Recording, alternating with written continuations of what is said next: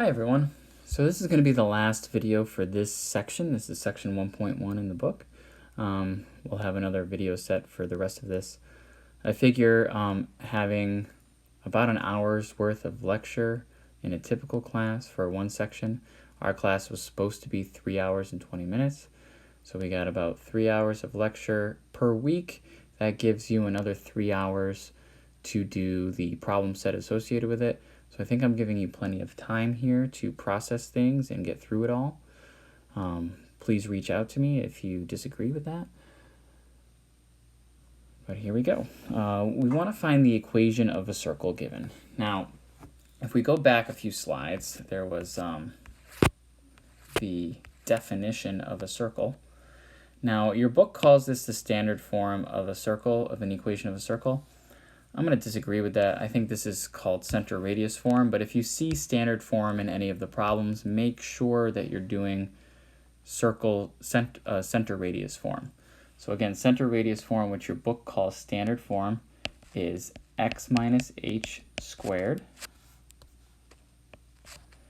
plus y minus k squared equals r squared.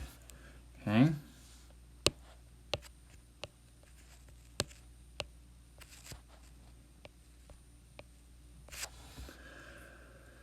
So we're given a diameter with endpoints -2, 0, and 2, 0. So in a problem like this, what we need to do is we need to find the distance between those 2 points, because the distance between those 2 points will be the diameter. If I cut that in half, it'll be the radius, which will give me that part of the equation. Then I can find the midpoint between the endpoints, and that'll give me the center. So let's actually start with the midpoint. So I'm going to average the x coordinates. So the midpoint of diameter endpoints will always be the center of the circle, because the diameter always goes through the center. So the midpoint of a diameter will be the center of the circle.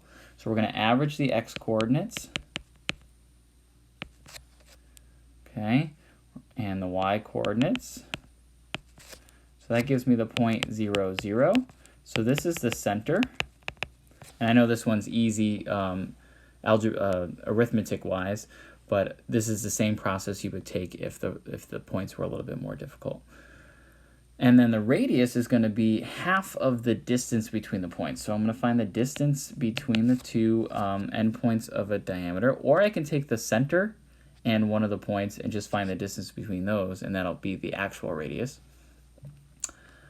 So the square root of the difference between the x coordinates, so that's -2 plus -2 squared, plus the difference between the y coordinates. So this is going to be -4 squared, which is -4 squared, and then square rooted. So that's just going to give me +4. So the diameter is +4. If the diameter is +4, that means the radius is 2. And once I have the center and the radius, I can just put them in their spots. So in this case, h is 0, k is 0. So my equation is x squared plus y squared, because the h and the k goes away, equals 4.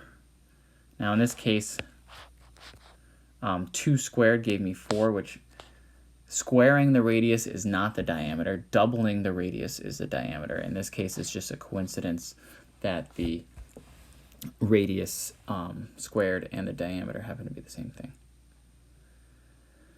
Now in the second example, they just gave us the center and the radius. So we're already at this step right from the beginning. So why don't you pause the video and try to write the equation of a circle, and when you come back, I'll write the equation and you can make sure that you did it correctly.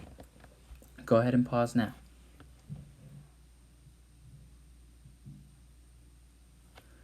All right, so here we go.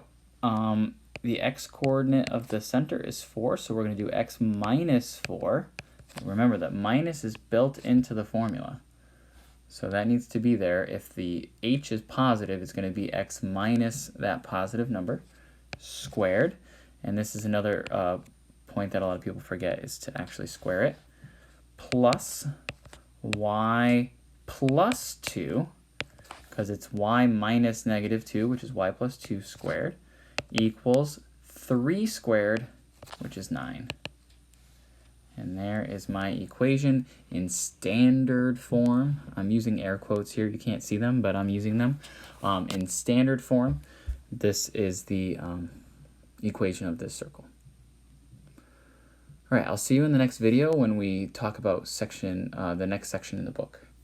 And that, again, we're just touching on the important points from the book, namely the ones that you're going to be asked questions on the problem sets and the exams, the things that I think are really important for calculus moving forward.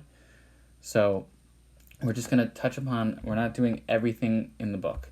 And so if you look at your study plan on Pearson, it's going to say to do a whole bunch of stuff, which is why I'm telling you, just look at the prerequisites. Those are the things you're really going to need to know how to do. And so that I've already put those aside for you.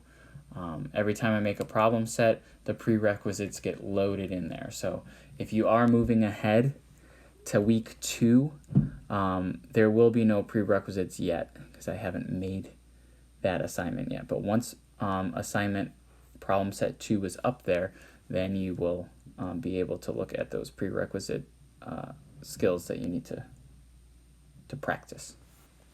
All right.